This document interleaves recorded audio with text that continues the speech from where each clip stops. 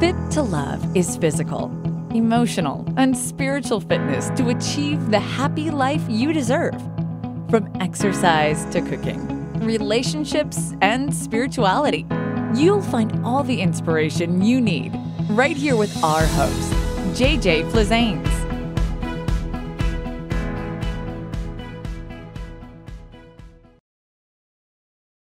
Welcome to Fit to Love, Movement Mondays, all about exercise, all about movement, all about you.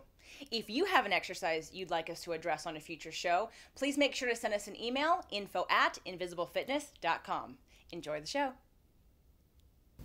Today's show, why you want to use a heart rate monitor.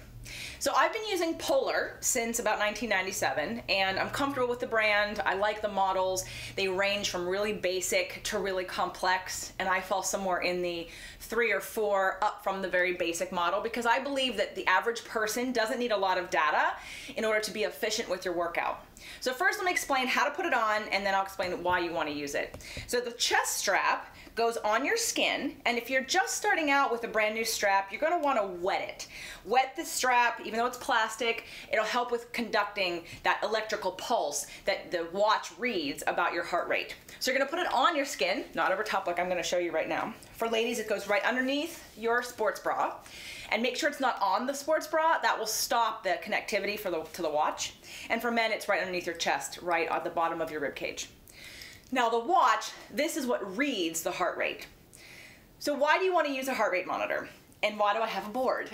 Because I'd like to show you when it comes to exercise efficiency, why there is nothing better than using a heart rate monitor when you are strapped for time. No pun intended. So when I work with people, a lot of the complaints I get is I don't have a lot of time to exercise, or I'm plateauing with the exercise that I'm doing. And what is a plateau? A plateau is when you're doing exercise that isn't challenging your body to change. If your body has adapted to do the exercise that you're currently doing well, there's no reason for your body to change. No reason for you to build more muscle, lose any more weight, build any more strength or endurance. So we want to make sure that we're constantly putting your body through, crossing that threshold, if you will, of intensity. And that's why a heart rate monitor is really going to make a big difference. Now, I have a full presentation on how to put together an exercise program for yourself on jjflizanes.com. I don't have time in these segments to cover that. That was like a 90-minute presentation. So feel free to go to jjflizanes.com and watch it if you want to start to put together your very own personalized workout program. But for now, we're just going to concentrate on the use of the heart rate monitor and making it efficient. When you're doing your cardiovascular exercise, there's lots of things to consider. There's how many days a week, there's how intense, there's what you're doing. So for now, we're just going to concentrate on the intensity, and that's the heart rate monitor. Everyone has a target heart rate zone.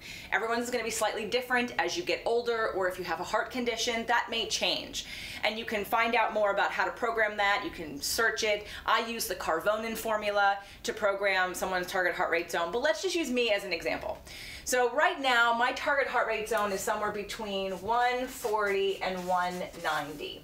Now, if I use the Carvonin formula, it's actually going to be less than 140, but because I was at 145 for a while, and as I've gotten older, I bring it down a little bit. So that's my target heart rate zone. And again, that top zone isn't because we want you to go there. It's that in case you happen to pass whatever that top is, that you get it included in your total time.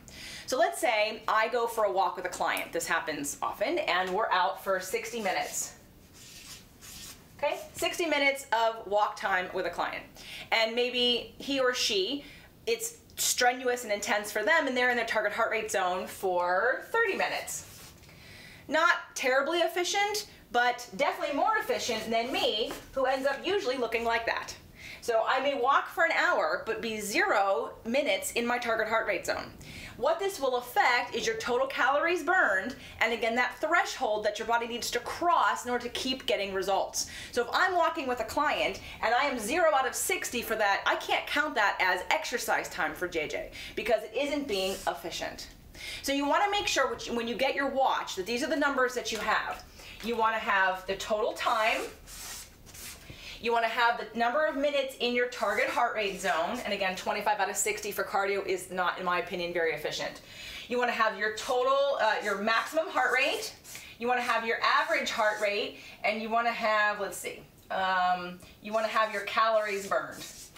Those are the most important numbers to look for in a target heart rate watch and combination. So when you buy the model, make sure it includes total time, time in zone, and you can program your own zone, maximum heart rate, average heart rate, and calories. Because what happens is as you exercise more and get results and you track this, as you become stronger, the same exercise will bring these numbers down, all of them. You'll be less in your target heart rate zone, you'll have less of a high target heart rate, and your average will be lower and your calories will be lower.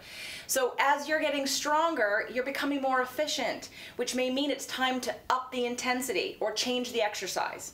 So to me, doing cardiovascular exercise when you're on a weight loss program and not having any idea where your heart rate is a waste of time, because it can be so frustrating to be walking 5 days a week and at first you lose some weight and then 3-4 months later nothing's happening, and then you go, well, why not? Because you're efficient and you could stop the plateauing if you understood how to make it a little harder so you can keep getting results. The Fit to Love podcast show offers you 6 days a week of helpful content to achieve the happy life you deserve. Movement Mondays and Tasty Tuesdays are weekly video casts, while Wellness Wednesdays, Thoughtful Thursdays, Freedom Fridays, and Sexy Saturdays are audio-only shows themed every week to address your holistic life and needs. If the show inspired you, we would love for you to share it and subscribe. Thank you so much for joining us today. Head on over to fittolove.tv for recaps of every show, resources, and to join the community. That's FIT, the number 2, LOVE.tv. Have a fit and fabulous day.